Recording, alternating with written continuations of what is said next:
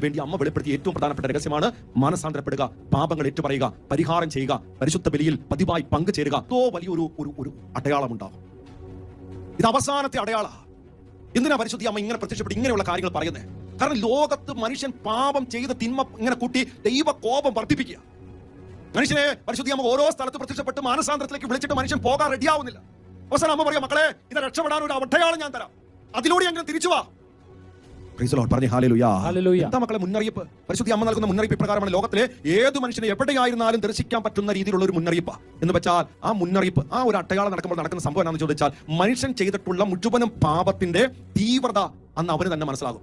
അവൻ ചെയ്ത പാപത്തിന്റെ ആഴം എന്തുമാത്രം ഉണ്ടെന്ന് അവന് മനസ്സിലാകും. അത് ക്രിസ്ത്യാനി എന്ന് മാത്രമല്ല, എല്ലാ മതത്തിൽപ്പെട്ട വ്യക്തികൾക്ക് അത് തിരിച്ചറിയാനായിട്ട് പറ്റും. എന്നിട്ട് അമ്മ പറയുന്ന കാര്യപ്രകാരമാണ് അത് ആകാശത്തായിരിക്കും സംഭവിക്കുക. രണ്ടാമത് പറയുന്നു, 2 നക്ഷത്രങ്ങൾ തമ്മിൽ കൂട്ടിയിടിക്കുന്ന പോലുള്ള ഒരു സംഭവം ഉണ്ടാകും. പക്ഷേ അത് താഴത്തേക്ക് വീഴുന്നില്ല. എല്ലാ മക്കളും ആ നിമിഷം ഭയപ്പെട്ടു പോകും. അതുപോലെ പറയുകയാണ്, ഇതെല്ലാവരും ദർശിക്കും. എന്നിട്ട് പറയുവാണ്, ഭൂകമ്പത്തെക്കാളും 1000 മടങ്ങ് വലുപ്പമുള്ള അവസ്ഥയായിരിക്കും അന്നുണ്ടാകാൻ പോകുന്നത്. എന്നിട്ട് വീണ്ടും ചേർത്ത് പറയുന്നു, തീ പോലെ ഇത് പ്രത്യക്ഷപ്പെടുമെങ്കിലും ഇത് ആരെയും പൊള്ളിക്കില്ല. ഇതൊരു നിമിഷ നേരത്തേക്ക് മാത്രമാണ് വരുള്ളൂവെങ്കിലും അനേകർക്ക് കുറെ സമയം നീണ്ടു നിൽക്കുന്ന അവസ്ഥ പോലെ ഉണ്ടാകും. എന്നിട്ട് ഇങ്ങനെയാണ് പറയുന്നത്, ഇത് അനേകരെ വിശുദ്ധീകരിക്കുന്ന നിമിഷമായിരിക്കും, അനേകർക്ക് പാപബോധം കിട്ടുന്ന നിമിഷമായിരിക്കും, അനേകർ ചെയ്തു പോയ പാപത്തിന് ശിക്ഷ കിട്ടുന്ന പോലുള്ള ഒരു രൂപഭാവമായിരിക്കും ആ സമയത്ത് ഉണ്ടാകുന്നത്. ഇതാണ് മുന്നറിയിപ്പ്. പ്രിയപ്പെട്ട ദൈവമക്കളെ, എന്നിട്ട് ഈ കുഞ്ചിതിയോട് പരിശുദ്ധി അമ്മ പറയുന്ന ഒരു കൊച്ചു കാര്യം കൂടിയുണ്ട്.